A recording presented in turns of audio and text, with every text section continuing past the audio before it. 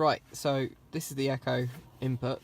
Yeah, it's a hell of a lot smaller than I thought it would be. This is a 2016 BMW 320d M Sport. I think this will work on any BMW. I really don't think you need to worry. As long as you've got aux in, USB there, and you can select the aux on your radio input, I don't see why there'd be any issue at all. Additional thing I had to purchase is this, they call it a ground loop cable or a ground loop something. Basically, I had my original Echo Dot plugged in and it was giving me static from the radio when I had it playing. So you basically just got a lot of hissing sound, and if you know anything about electricals, I don't. Apparently it's something to do with it not being grounded properly. I did some research online, and apparently if you don't use the correct or the supplied USB or power cable with the Echo Dot, second and third generations at least, it will give you this ground loop feedback. So this cost me like a £5. I don't know if this brand's any good. Obviously made in China, they usually all are. However, it worked straight away. Hiss just went. I've heard and read some forums online saying that it does reduce the sound. However, I didn't experience that myself. It's literally a jack to jack straight into the aux in, and it got rid of the hiss. Couldn't believe it. I did think it wouldn't work, but it worked. Just to clarify as well, I did some research online and I have tested this. When you turn off your car, power to the USB, I think lasts for about 5-ish minutes before the engine shuts down. The internal powers or like some of the internal fuses get switched off. Don't really know how it works. I'm not an electrician or anything like that, so I don't know. But that is the case in this model vehicle. Like I said, it's a, I think it's a, is it F30? I don't know. And Jesus, this is absolutely tiny. You've got obviously the command, mute button, blah blah blah. The 4 speakers on top. See, it's a bit difficult in this light, but down here by the footwell, if I can get the cables to run underneath here, I'm going to try at least, just have it mounted here, so out of the way, if I can get a shot, out of the way, discreet. God, you can't see anything here. Yeah, being here, if I had it down here maybe, but then it could interfere with the seat belt, and also my arm's going to be here blocking it. If I have it here, it's going to potentially get involved with the seat. So anyway, I'm going to see if the cable works, run it down here, maybe a little bit further down back here. In regards to how I'm going to strap it, I've got these easy slip on slip off velcro strips. These are not permanent adhesives. It is literally just velcro with I think just, I don't know, some sort of sticky tape on the back. These ones shouldn't leave a mark. It's worth looking online for these. I just didn't want it I didn't want to, mark it in the car. I wanted my goal is to get the cable out of the way. I don't want to see the cable at all. Just my own personal preference. It'll just piss me off. So I'm going to give this a work, see if it works. I'm going to lay the cable first, so let's try that. Right, so that's now all plugged in. As you can see, I moved the cable just under here. You give it a bit of a push, it kind of does come apart quite easily, and you push it right up inside, and it should flip over a little bit, so you don't kind of get a visible gap in between here. Obviously down here you're going to get a little bit of one, but you can't really see it. Then it streams all the way underneath here, and then just past here you get a little bit, which is slightly annoying, but a little bit, if you can see that from here, a little bit of a cable run, a visible cable run just here. I can't think of any way around doing that other than coming up inside here, but it's not really anything I want to do at this point. So hoping this seat belt will hide it for the most part, and then just hidden in behind. My seat is quite far back, so if your seat's more forward, then that probably won't be an issue, but for me, that is. And then once it's shut, the only really visible bit is just this bit of cable down here. Can't really see it from the other side, so Yeah, not too bad. Sorry, I was probably upside down on it. But yeah, so anyway, so at the moment I haven't attached it, but I will do. So here, that's where we are currently. So my idea is to get it just stuck there. Maybe try and make it look a bit nicer. So when you're driving, you can just see it there, but you can't really see it anywhere else. Right, so let me plug this in and try and get it set up and see if it works. That took me some time because my hotspot, my phone was called Sam's iPhone with a little comma for Sam, obviously, Sam's. The Echo didn't like it, and it took me about 5 minutes until I changed the name of my phone, which then changed the Wi-Fi hotspot name. iPhone. So just iPhone, and immediately it connected, like once I went through the setup again. So I don't know if that's a known fault, but if you try and connect an Echo or whatever to a mobile hotspot that's got a comma or a space in it, it's going to be an issue. But yeah, quick update on that. So it seems to be connected. It's currently connected via this phone. So if I say, Alexa, what's my flash briefing? Here's your flash briefing. Ooh. Anything yet? From Transport for London, there you go. Following lines have reported issues. Okay, Alexa, stop. London. Cool. So right, I'm going to get this set up with this. Well, I'm going to get... Where did I put it? Oh, brilliant, yeah.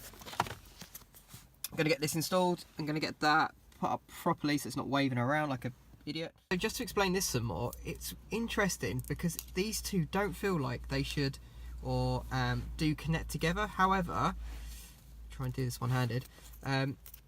See, they're a little bit too, they won't stick like normal Velcro.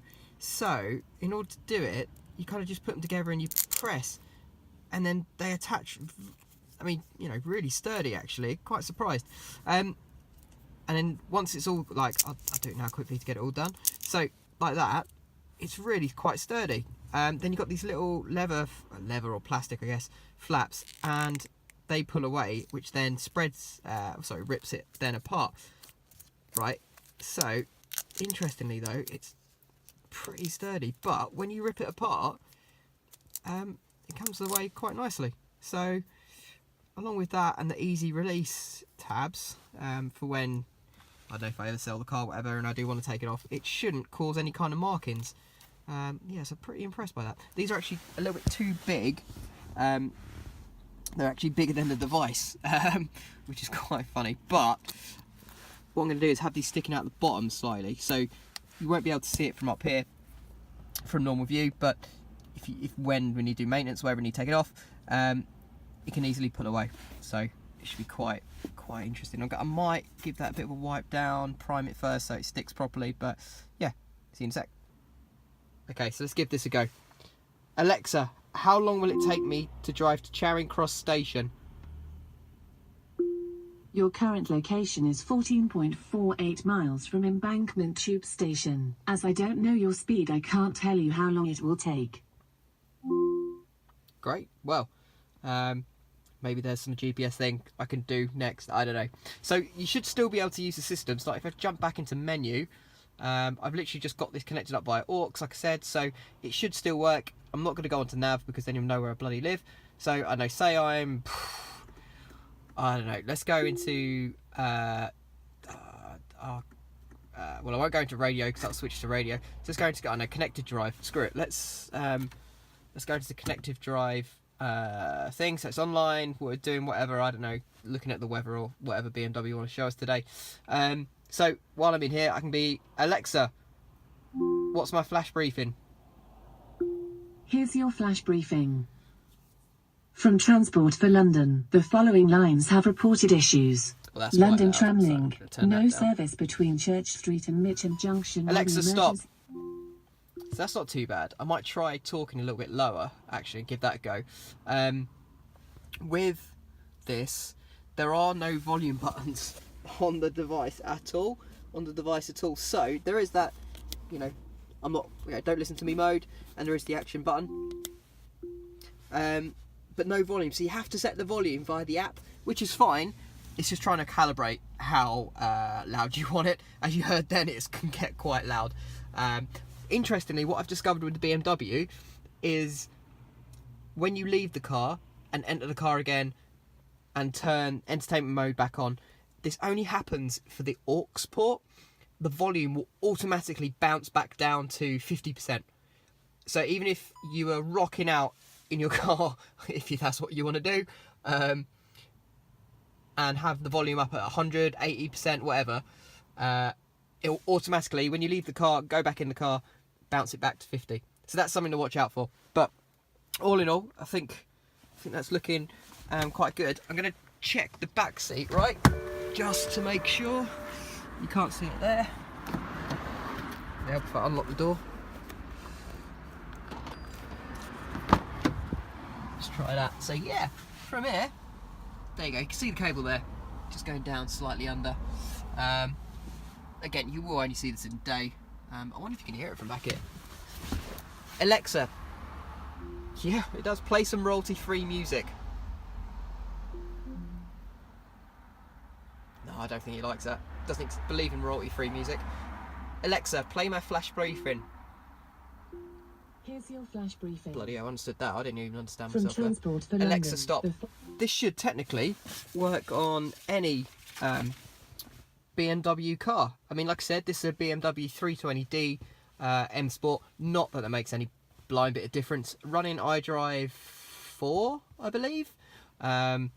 Just the Biz Nav or whatever it is. I did upgrade the screen, so the screen is wider, in case you're wondering why I've got the wide screen version, but whatever it is, 8-inch version, whatever. But yeah, so it should work on any BMW. I don't know. If you want any questions, I'm happy to try and answer them. I am not an expert in any way, shape or form, but I'm quite a good believer in, you know, any kind of help that makes my life a bit easier. And also, Amazon Music is really cheap right now, so if you want a free subscription music service for 99 pence, I mean, can't go wrong with that, right, for 3 months. And yeah, so I can try and answer any questions. Like I said, the only thing I probably would do slightly differently is the cable run. I have tried to connect it via Bluetooth, or at least I tried to connect the Echo Dot via Bluetooth. That, for some reason, just would not connect with my car at all. I don't know why. I've tried it with 2 Echoes now, and whenever I do the pairing, it just says it cannot detect my Bluetooth at all, and the app just seems to crash, and I kind of gave up on it. So that's the only thing I probably would change, actually. I would still need to power it somehow. So unless I had it in the glove box, which would then be difficult for it to hear, or, you know, it would still need a power cable. So unless I can tap into the head unit somewhere and drag a little USB cable down there. I know there are cables available. I've actually got one. I need to install it, where it plugs into the back of the iDrive unit, and then kind of like I have seen tutorials online where you can have the cable coming down, but I think that's might be a little bit too advanced for me. Give it a like, subscribe, whatever the YouTube shit is they make you do these days. And yeah, I'll try and answer any questions. But yeah, good luck, give it a go. It's definitely worth trying out, even if it's just for a laugh or to annoy people in the car. Anyway, thanks guys.